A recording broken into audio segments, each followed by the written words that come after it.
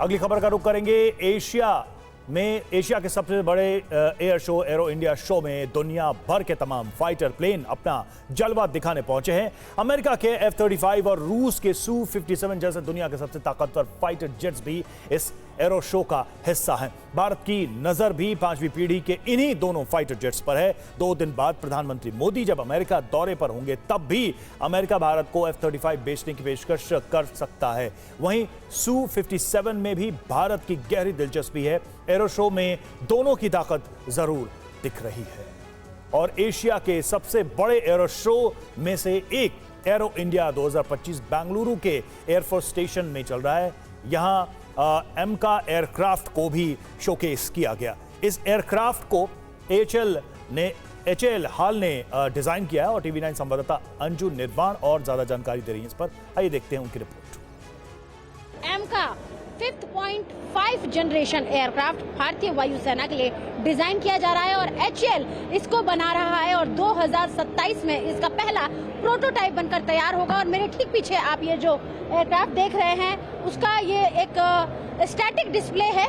एमका aircraft जो कि 5th generation aircraft होगा और यहाँ पर हम आपको पहली तस्वीर दिखा रहे हैं। लाइट कॉम्बैट एयरक्राफ्ट मार्क 2 एक तरफ बन रहा है और उसका पहला प्रोटोटाइप साल के अंत तक तैयार हो जाएगा और एमका का 2027 में बनकर तैयार हो जाएगा।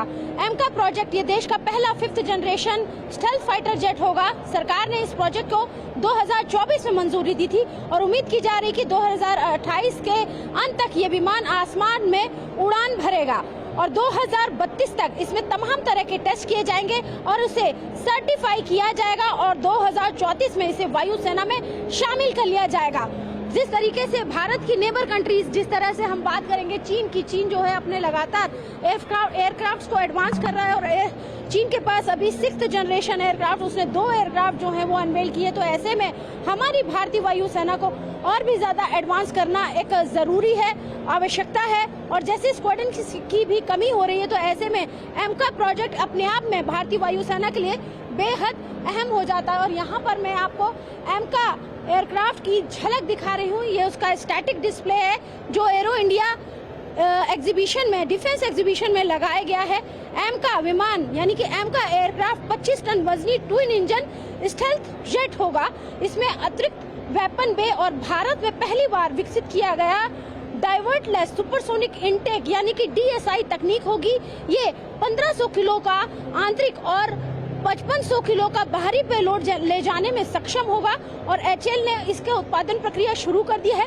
पहले चरण में 5 प्रोटोटाइप तैयार किए जाएंगे और शुरुआती 2 साल तक हर साल 4 एयरक्राफ्ट बनाए जाएंगे। और HAL ने अपने ट्रेनर विमान सितारा में भी कई बदलाव किए हैं। अब इस विमान को नया नाम यशस दिया गया है और इस विमान से भारतीय वायुसेना को क्या फायदा मिलेगा बता रही हैं संवाददाता अंजू निर्वाण। ये बेहद खास तस्वीरें हैं और HAL ने अपने ट्रेनर विमान HJT-36 का नाम बदला है। अब इस एयरक्राफ्ट का नाम यशस रखा जाएगा। पहले इसे सितारा के नाम से जाना जाता था, लेकिन विमान में कई व्यापक तकनीक सुधार और नई क्षमताओं को ध्यान में रखते हुए अब इसका नाम बदला गया है और इसे और भी ज्यादा मॉडिफाई और एडवांस किया गया है। HJ-36 विमान भारतीय वायुसेना के पायलटों के लिए एक महत्वपूर्ण प्रशिक्षण प्लेटफॉर्म रहा है। HAL के chairman doctor DK Sunil chairman ने भी इसके बारे में ये कहा है कि HJT-36 के मूल डिजाइन में बड़े पैमाने पर बदलाव किए गए हैं और इन सुधारों ने विमान की क्षमताओं में महत्वपूर्ण वृद्धि जो है बढ़ावा किया है। HAL ने नया ट्रेनर एयरक्राफ्ट इस वक्त दुनिया के सामने पेश कर दिया है। इसका नाम यशस रखा गया है। इसकी टेक्निकल स्पेसिफिकेशन की अगर हम बात करें तो इसके विंग स्पेन 10 मीटर है, लेंथ 11.5 मीटर है, हाइट 4.4 मीटर है और नॉर्मल ट्रेनिंग वेट जो है इसका 4250 kg है और मैक्सिमम टेक ऑफ वेट जो है इसका 5400 kg है और मैक्सिमम स्पीड जो है इसकी 750 किलोमीटर प्रति आवर है। और यहाँ पर मैं आपको दिखाना चाहूंगी कि इसके अंदर जो इंजन लगाया गया है वो भी बेहद खास इंजन है। 900 kg इंटरनल और 1370 kg with drop tanks engine जो है और कैपेसिटी जो है वो इसके अंदर है, और मैक्स इंजन थ्रस्ट जो है वो इसका 1760 kgf है। तो इस तरीके से ये तमाम स्पेसिफिकेशन जो है वो इस एयरक्राफ्ट के साथ जोड़े गए हैं, यानी कि इसे और भी ज़्यादा मजबूत और भी ज़्यादा सशक्त हमारी भारतीय वायुसेना के लिए और उनके पायलट्स की ट्रेनिंग के लिए बनाया गया है।